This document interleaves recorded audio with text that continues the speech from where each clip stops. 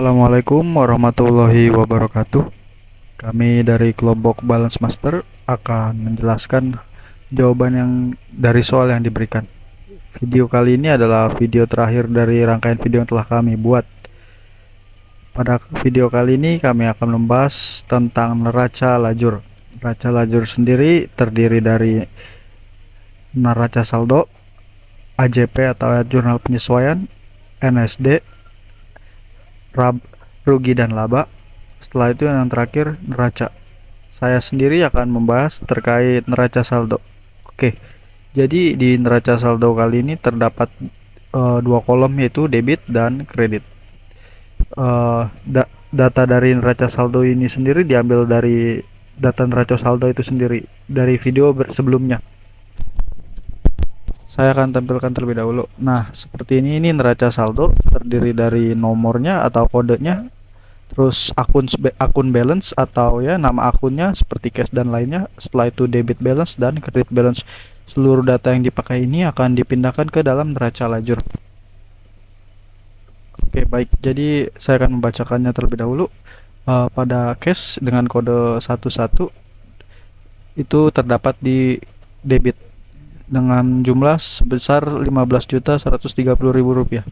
Oke, setelah itu vehicle dengan kode 12 dengan jumlah Rp2.500.000. Equipment dengan kode 13 dengan jumlah Rp900.000. Akun payable dengan kode 21 masuk pada kredit dengan kode 2.400.000. Setelah itu share capital dengan kode 31 itu juga masuk di kredit dengan besaran 11.500.000. Setelah itu pref dengan kode 32 masuk di debit dengan jumlah Rp350.000. Setelah itu revenue dengan kode 41 masuk pada kredit dengan besaran 9 juta.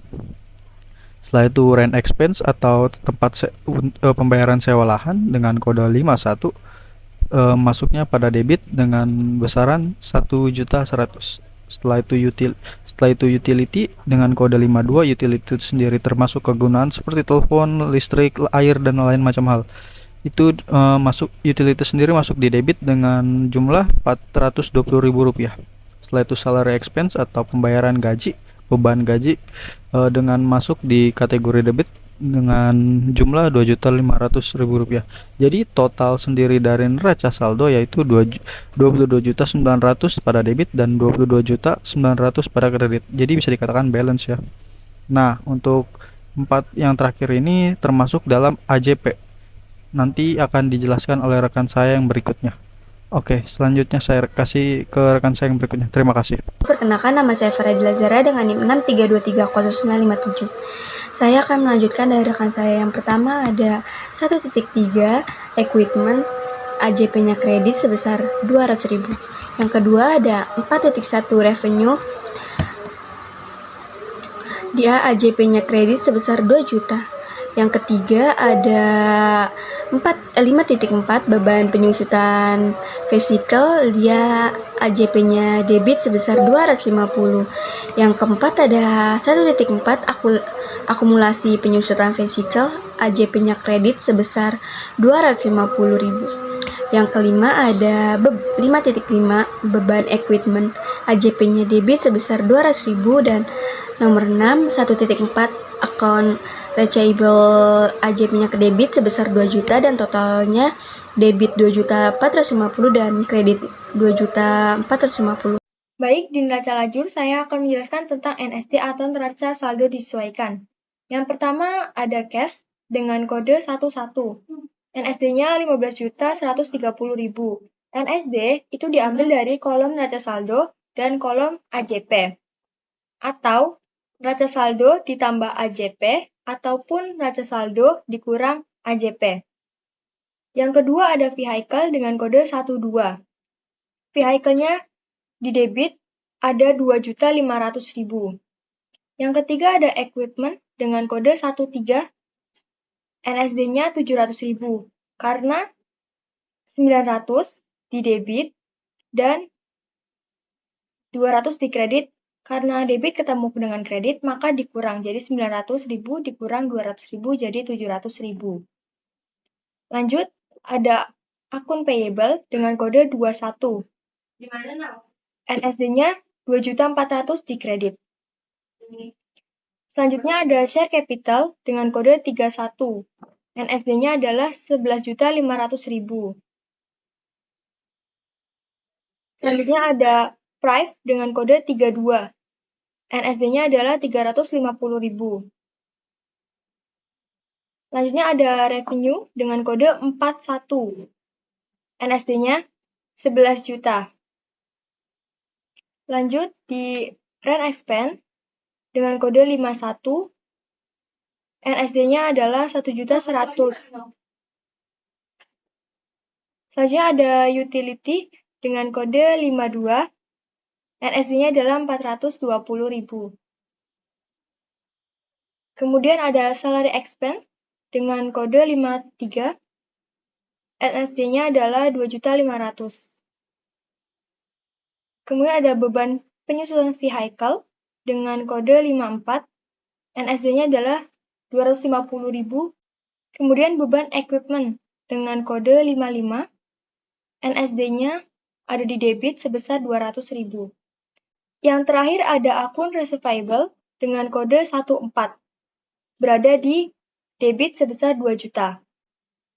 Selanjutnya, jika sudah, NSD di debit ditambah keseluruhan dihasilkan nilai 25.150.000. Begitupun di kredit, hasilnya juga sama sebesar 25.150.000.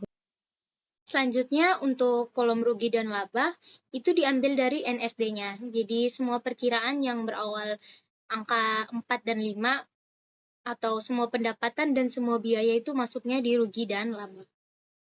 Yang pertama itu ada revenue dengan kode 4.1 itu dikredit. Di NSD-nya kan dikredit sebesar 11 juta. Berarti di rugi labanya juga masuknya di kredit sebesar 11 juta. Kemudian ada rent expense dengan kode 51 masuknya di debit sebesar 1.100.000. Kemudian ada utility dengan kode 52 itu masuknya di debit sebesar 420.000. Kemudian ada salary expense dengan kode 53 di debit masuknya sebesar 2.500.000. Kemudian ada beban penyusutan vehicle dengan kode 54 masuknya di debit sebesar 250.000. Dan yang terakhir ada beban equipment dengan kode 55 di debit sebesar 200.000. Debit ketika semuanya dijumlahkan hasilnya 4.470.000 dan di kreditnya itu sebesar 11 juta. Sini kreditnya lebih besar dari debit yaitu 11 juta. Kreditnya 11 juta, debitnya itu 4.470.000 maka terjadi laba. Kemudian di sini 11 juta dikurang 4.470.000 itu hasilnya 6.530.000. Jadi labanya itu 6.530.000. Jadi 4.470.000 ditambah 6.530.000 itu hasilnya 11 juta. Sama dengan di kreditnya itu 11 juta. Terima kasih. Selanjutnya akan dijelaskan oleh rekan saya. Dan untuk yang terakhir ada neraca. Neraca diambil dari kode 1, 2, dan 3. Untuk yang pertama yaitu cash dengan kode 1.1 masuk ke debit 15.130. Untuk yang kedua ada vehicle dengan kode 1.2 masuk ke debit dengan 2.500. Yang ketiga ada equipment dengan kode 1.3 masuk ke debit yaitu 700.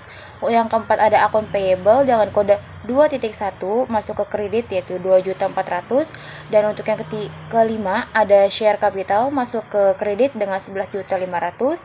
Yang keenam ada prive atau kepentingan pribadi masuk ke debit yaitu 350. Yang ketujuh ada akumulasi penyusutan vehicle dengan kode 1.4 masuk ke kredit yaitu 250. Dan yang terakhir ada akun receivable dengan kode 1.5 masuk ke debit yaitu 2 juta. Ini nanti seharusnya diganti menjadi 1.5 bukan 1.4. Untuk hasil akhirnya di debit yaitu 20.680 dan dikredit menjadi 14.150. Nah, ini kan terjadi laba ya karena debit lebih besar daripada kredit. Untuk yang di laba rugi itu terjadi laba juga karena kredit lebih besar daripada debit. Selanjutnya ini kan terjadi laba ya, sama aja kita tinggal mengurangi saja yang debit 20.680 dikurang dengan kredit 14.150. Hasilnya kan 6.530, sama kan balance dengan yang laba atau ruginya. Setelah itu kita totalkan saja semuanya dari neraca saldo, AJP, NSD, laba rugi, dan neraca. Untuk yang neraca saldo di debitnya yaitu 22.900, yang kreditnya juga 22.900.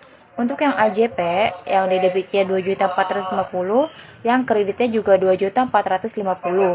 Untuk yang NSD di debitnya yaitu 25.150, di kreditnya menjadi 25.150. Untuk yang laba rugi, di debitnya menjadi 11 juta, di kreditnya juga menjadi 11 juta. Dan untuk yang terakhir yaitu neraca, di debitnya menjadi 20.680 dan di kreditnya yaitu 20.680. Baik, kepada rekan-rekan saya sekalian, terima kasih saya ucapkan karena telah menyampaikan materinya dengan baik. Oke, kita telah sampai di penghujung video dari bagian neraca lajur. Sebelum menutupnya, saya akan membacakan kesimpulannya terlebih dahulu. Jadi, di neraca lajur pada PT Godip pada periode bulan Februari 2023 yaitu mengandung laba dengan nilai laba bersih sebesar 6.530.000. Oke, cukup sekian dari kami. Wassalamualaikum warahmatullahi wabarakatuh.